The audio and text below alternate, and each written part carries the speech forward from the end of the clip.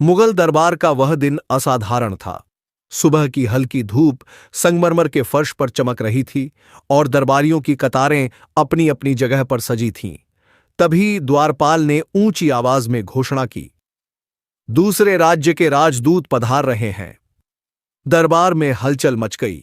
एक लंबा चौड़ा तेज निगाहों वाला राजदूत अंदर आया। उसके चेहरे पर एक अजीब सी मुस्कान थी, न पूरी तरह सम्मानजनक, न पूरी तरह अहंकारी, जैसे वह कोई रहस्य अपने भीतर छुपाए बैठा हो।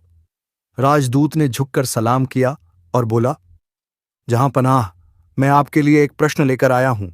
ऐसा प्रश्न जिसका उत्तर यदि आपके राज्य में किसी के पास हो तो मेरा राजा उसे मुंह मांगा इनाम देगा। दरबार में फुसफुसाहट शुरू हो गई। अकबर ने गंभीर स्वर में कहा, प्रश्न पूछो। राजदूत ने धीमे धीमे शब्दों में कहा, प्रत्येक जानवर की केवल एक ही पूंछ क्यों होती है, दो क्यों नहीं? पूरा दरबार कुछ क्षणों के लिए स्तब्ध रह गया। प्रश्न सुनने में साधारण था, लेकिन जैसे ही लोग सोचने लगे उनके चेहरे उलझन से भर गए। अकबर ने तुरंत दरबारियों की ओर देखा। कौन देगा इसका उत्तर? पहले एक मंत्री खड़ा हुआ। उसने कहा, जहां पनाह, ईश्वर की रचना ही ऐसी है। राजदूत ने तुरंत टोक दिया, यह उत्तर नहीं, केवल अनुमान है। फिर एक विद्वान खड़ा हुआ, शायद संतुलन के लिए एक ही पूंछ पर्याप्त होती है। राजदूत मुस्कुराया, शायद, इसका मतलब आपको भी नहीं पता। एक एक करके दरबारी, सैनिक, पंडित, सबने प्रयास किया, लेकिन कोई भी ठोस उत्तर नहीं दे सका। अकबर ने पूरे राज्य में घोषणा करवा दी, जो भी इस प्रश्न का उत्तर देगा उसे बड़ा इनाम मिलेगा। गांव गांव में चर्चा फैल गई। लोग सोचते, बहस करते, लेकिन कोई निष्कर्ष नहीं निकलता। दिन बीतते गए। अंत में अकबर ने बीरबल को बुलाया। बीरबल, यह प्रश्न तुम्हारे लिए है, तुम ही इसका उत्तर खोज सकते हो। बीरबल भी पहली बार उलझन में थे। उन्होंने कई दिन सोच विचार किया, जंगलों में घूमे, जानवरों को देखा, साधुओं से मिले, लेकिन उत्तर हाथ नहीं आया। एक रात बीरबल चुपचाप बैठे थे। तभी उनके मन में एक विचार कौन था।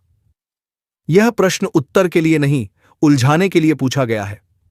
अगले दिन दरबार लगा। बीरबल आत्मविश्वास के साथ आए। अकबर ने पूछा, क्या तुम्हें उत्तर मिल गया?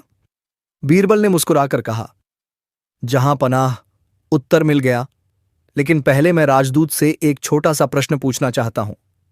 राजदूत ने भौहें उठाईं। पूछिए।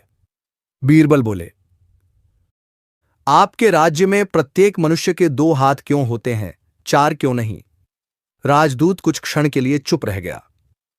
यह प्रकृति का नियम है। बीरबल ने तुरंत कहा, और जानवरों की एक पूंछ होना भी प्रकृति का ही नियम है।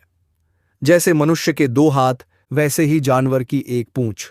प्रश्न का उत्तर उसी में छुपा है। प्रकृति जैसा बनाती है वैसा ही होता है। क्यों का कोई अंतिम उत्तर नहीं होता। दरबार में सन्नाटा छा गया। फिर धीरे धीरे तालियां गूंज उठीं। राजदूत का चेहरा बदल गया। उसकी चालाक मुस्कान गायब हो चुकी थी। उसने सिर झुकाकर कहा, बीरबल, आपने मेरे प्रश्न का उत्तर नहीं दिया, आपने मेरे प्रश्न को ही समाप्त कर दिया। अकबर ने गंभीर स्वर में पूछा, सच बताओ, तुम्हारे राजा ने तुम्हें यह प्रश्न क्यों दिया था?